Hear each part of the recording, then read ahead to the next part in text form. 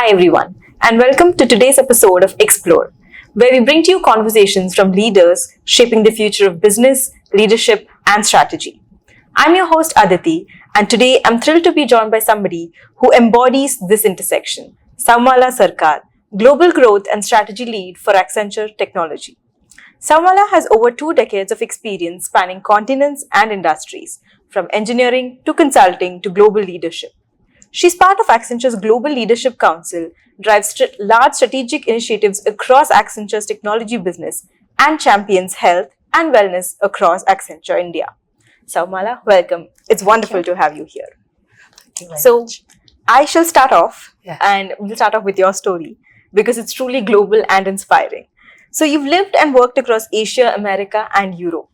And if you had to describe the journey in one line, how would that go? I think I would say it's very exciting and a lot of learning. Not just, I think, the traditional learning that we think about, but also learning the culture, learning the way people work, people live. And of course, I think some of the human problems are the same everywhere, right? Fair. So I think it's a lot of things in common, but a lot of things that are different. So that's how I would describe my journey across multiple continents. Continents and geographies alike. Okay. So if I had to ask, what first drew you to consulting and strategy right out of a technical engineering role per se?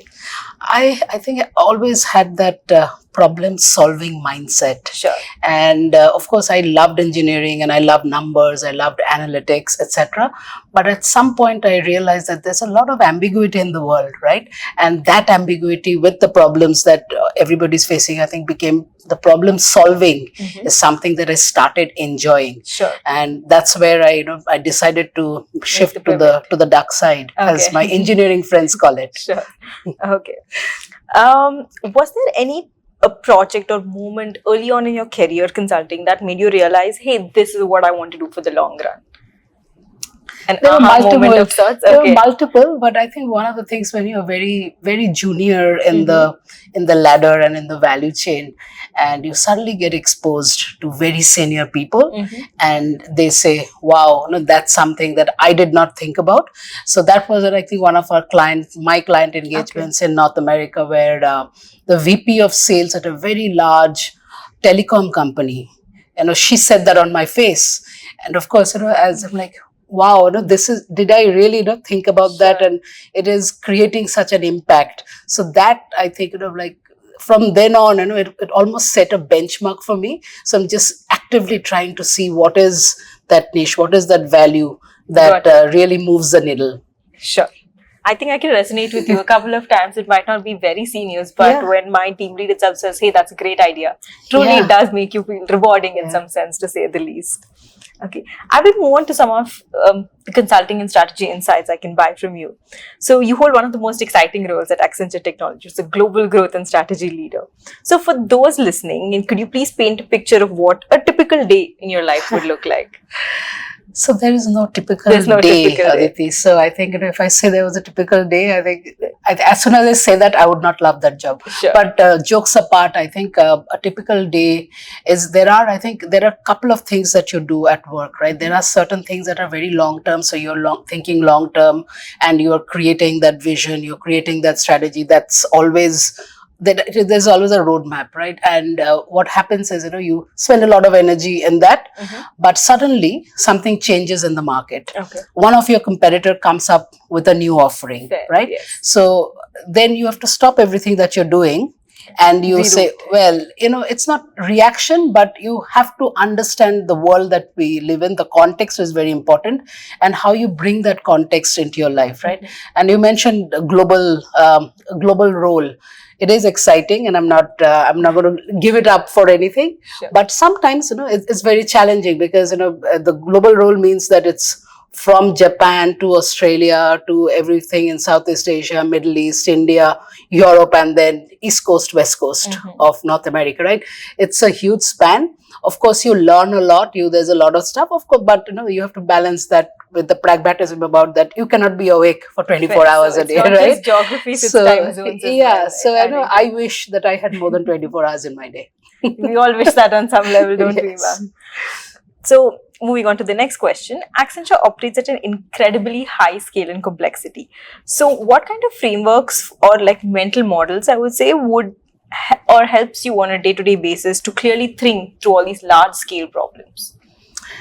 So, there are large scale problems. I think one of the things that is very, very important when you're doing problem solving is to get down to the root cause, right? And I think sometimes you miss the symptoms, you miss the symptoms for the real cause. Okay. So that, that is a mental model. I think that if you develop early on, it's going to be very helpful. And it is very simple, right? You ask why is it happening, and why did it not happen earlier? Did it happen earlier? I think some of these questions to unravel, to unpack what the problem is and what is a symptom versus what is a problem. I think that first step is very, very important.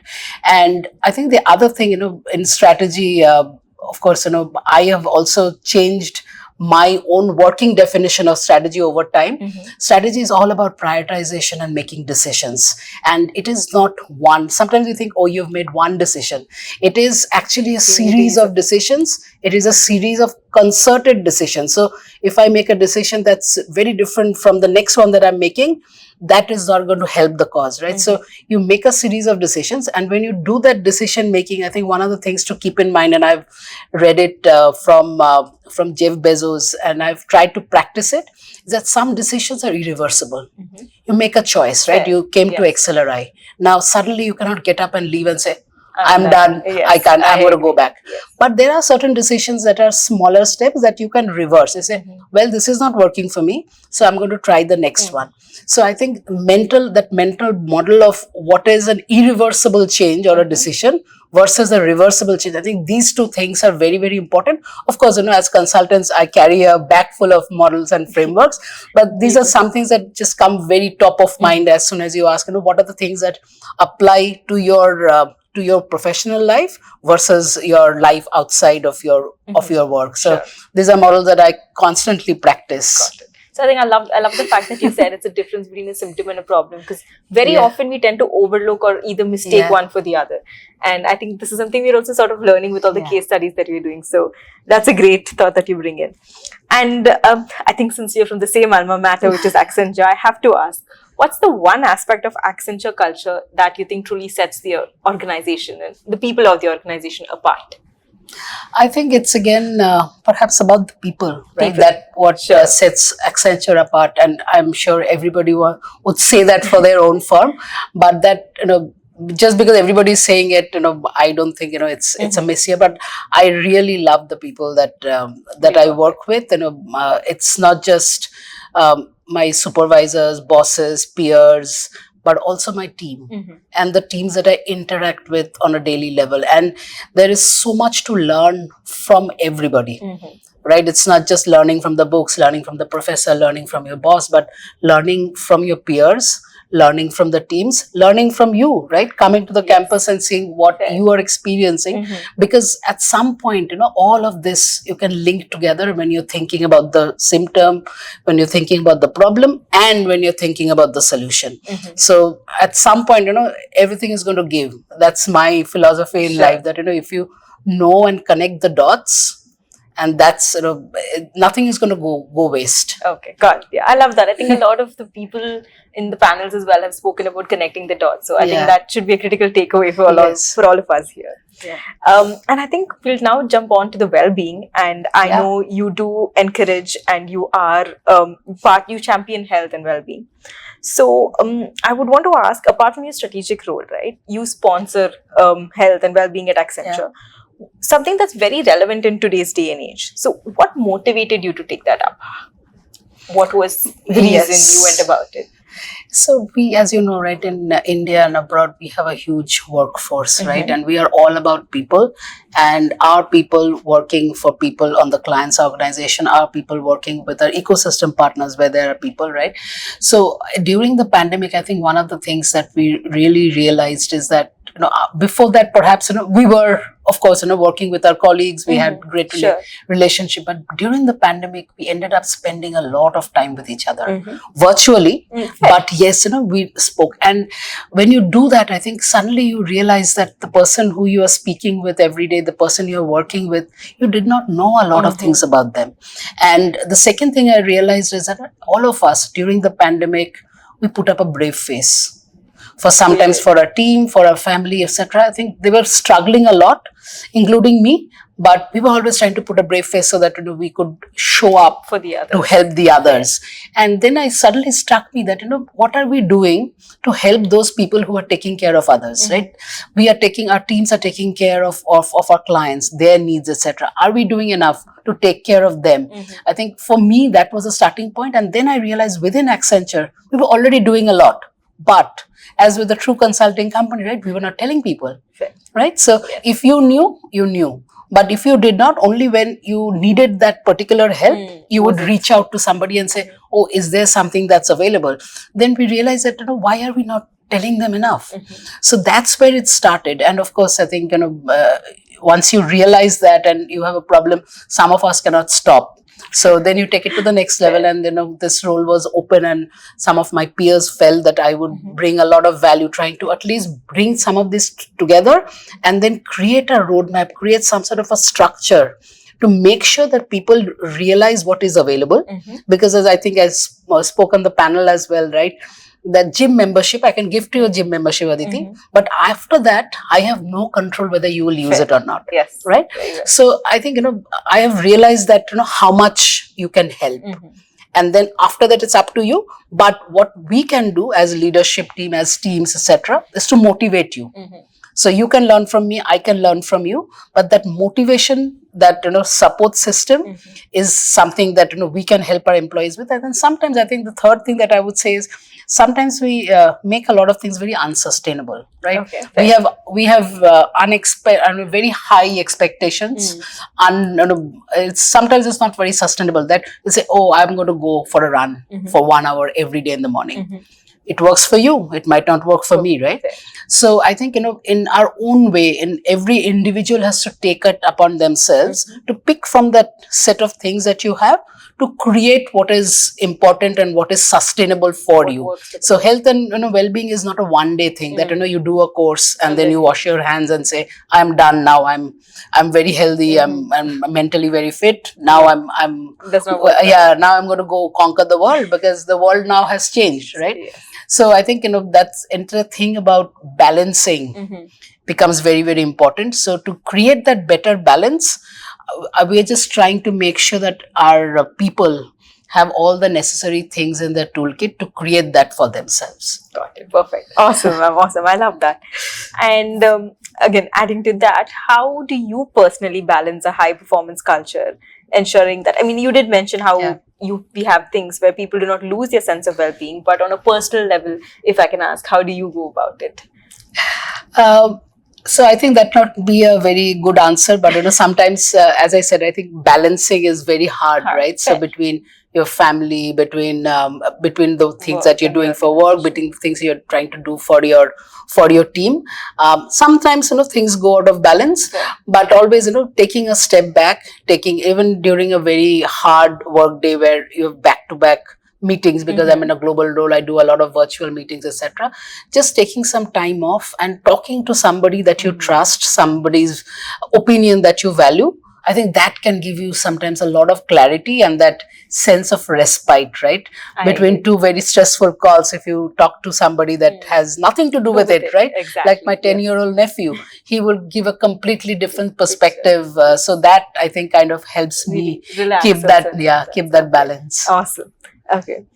And finally, on this topic, what's one shift in workplace culture or consulting you've observed in the last decade and you're optimistic about the future? I think one of the things now is that, when I started off as a consultant versus now is that I think somebody spoke in the panel as well that when I started, I was very good at Excel. I was very good at PowerPoint. They gave me very bad names, but in the end, the partner and the entire team would depend on me, right, to crunch the data and then and to create those PowerPoint and all of that stuff. I think that perhaps, of course, now, of course, the tools and the AI tools, in the next generation of consultants will have all the tools. So you will create that. Yeah. So to your point, what really changed in my mind, I think, is that business storytelling, right? Okay. So in the end, whatever you create in terms of a PowerPoint or a document or analysis, etc., has to be communicated. That value that you're creating has to be communicated. Of course, did it happen in the past? Of course it did. But it happened in a very different context. It happened with very different toolkits. So I think that has changed. Fundamentally, the stories are the same. The stories that you heard from your grandmother, the stories that I heard from my grandmother, I think that has come down from generations. But that, I think, is now proliferating in the workplace as well. And that, in the different avatar of a strategic storytelling, or sometimes we call it business storytelling. But it is all about your narrative and how you communicate, right? Fair. So I think that is becoming a very, very important skill set, and that I'm just seeing it, or the lack of it, in the workforce today. Okay, perfect. I think, as you mentioned how your nephew helps you relax, Yeah. maybe this next round should help you relax. So I'm going to just wrap this up with something very light. So it's a rapid fire round, and just the first thing that comes to your mind should be good. What's one word your colleagues would use to describe you? Contrarian. Okay. A book that completely changed your perspective on life. Man's quest for meaning. Okay. Yeah. And a book you would recommend as a must read. I don't have any must-read books, but I love fiction, of course. And I think a story, a narrative of a death foretold is something that I really, really love. It's a story by Gabriela Garcia Marquez, and it talks about, everybody else knows that he is going to die, but the person who was going to die did not know about it, right? That, created a lot of mental agony in me, but it was a story that I go back and read multiple times. Perfect. Tea or coffee on long consulting days? Both. Okay, nice. The most memorable city you've lived in?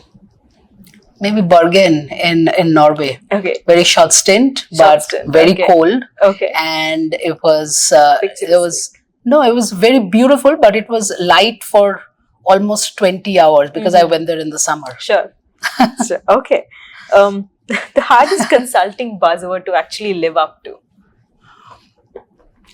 I think thriving in ambiguity. Okay.